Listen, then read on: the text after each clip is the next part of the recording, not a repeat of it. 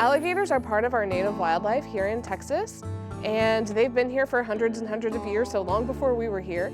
They actually were listed as endangered in the 1970s. Their populations were very low. They were removed from the endangered species list in 1985, and since their population has really rebounded, so they're a great example of a conservation success story. Here in Texas, you can find alligators in roughly the eastern half of the state. They are most abundant, though, along the coast. It's hard to say that necessarily people are seeing more gators, is that people are out and about more. So I don't know necessarily if there's more gators or people are just seeing more of them. Urban development is an issue. Houston is the largest city in gator territory, and Houston is growing and expanding on all sides. And so with more growth, you're going to see more of the native habitat of alligators starting to be built upon. So there's going to be less natural habitat for them, and there's going to be artificial habitat is going to be built at the same time, like retention and detention ponds. So where once these gators were able to live naturally, now they're having to take advantage of man-made ponds and lakes and places for them to stay. Ditches are a great place for alligators, especially during storms, because what are ditches designed to do? Ditches are designed to funnel water and to hold water. So when you have issues where maybe we've had a drought and we do get a significant rainfall or even a 1 or 2 inch rainfall, all of that water is going to be funneled into ditches, and it makes a perfect spot for alligators to hang out in. The time you're most likely going to see alligators is when they're coming out of brumation. Brumation is a type of hibernation that you see in reptiles. And as the temperature starts warming up, then you'll start to see more gators coming out.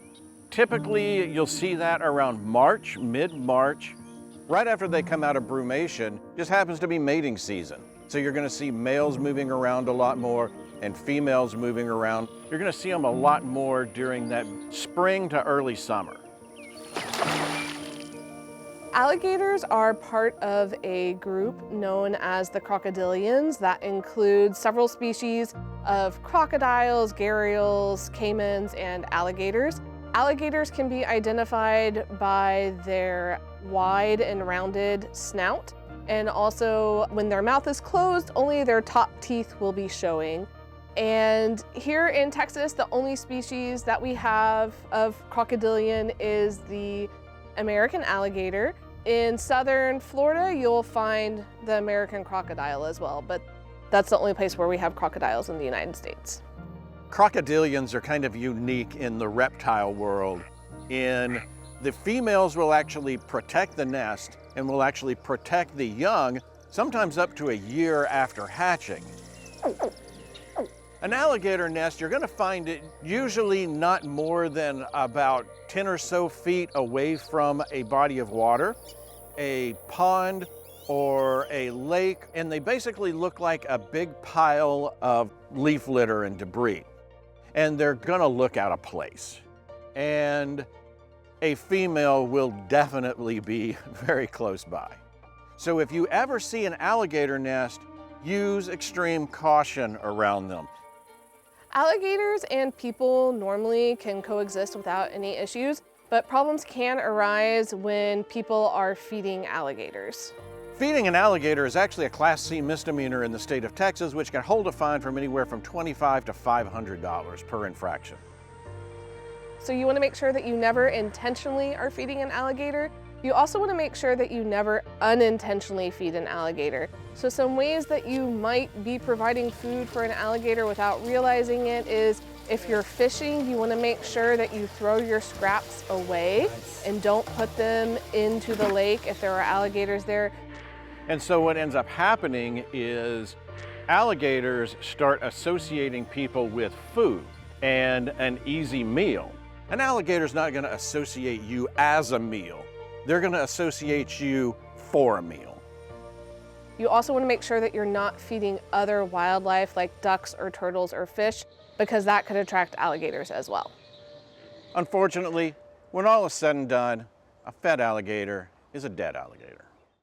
When an alligator is labeled as a nuisance and it is removed, typically that alligator is going to be euthanized. If it is not euthanized, they might try and relocate it, but a lot of times the end result can be the same because alligators that are relocated will often die after the relocation due to the stress associated with capture and handling. They're also territorial animals, so they will have to compete with any other alligators that are at that new location. Also, oftentimes alligators will try to return to the location where they were trapped because they have a really strong homing instinct and they can die in the process of that.